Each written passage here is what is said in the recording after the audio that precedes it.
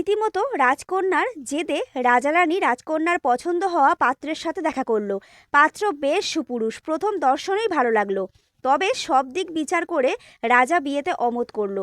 আবার রাজকন্যা জেদ করতে শুরু করলো। রাজারানী মেয়ের কথা ভেবে বিয়েতে মত দিল। রানী রাজাকে বোঝালো, আমাদের তো একটাই মেয়ে, ওর কথা না হয় একটু শুনলে। এরপর বেশ ধুমধাম করেই রাজকন্যার সাথে ভিনদেশের রাজপুত্রের বিয়ে হয়ে গেল। রাজকন্যার বিয়ে হলো প্রত্যন্ত গ্রামে। প্রথম প্রথম ভালো লাগলেও কয়েকদিন পর থেকেই রাজকন্যার মন খারাপ হওয়া শুরু হলো। তার বিয়ের কয়েকদিন পরই রাজকন্যার স্বামী ভিন দেশে কাজের জন্য চলে গেল। রাজকন্যার ভীষণ মন খারাপ হতে লাগলো। এত প্রত্যন্ত গ্রামে সে আগে কখনো থাকেনি, তাই তার একদম ভালো লাগতো না। নিজে যেহেতু পছন্দ করে বিয়ে করেছে, তাই বাবা মাকেও কিছু বলতে পারে না। খুব কষ্ট করেই দিন কাটতে থাকে। 3 মাস 4 মাস পর তার স্বামী বাড়িতে আসতো। এভাবে দিন কাটতে থাকে। রাজকন্যার জীবনে কি কি ঘটলো জানতে পরের ভিডিওগুলো কিন্তু অবশ্যই তোমাদের দেখতে হবে।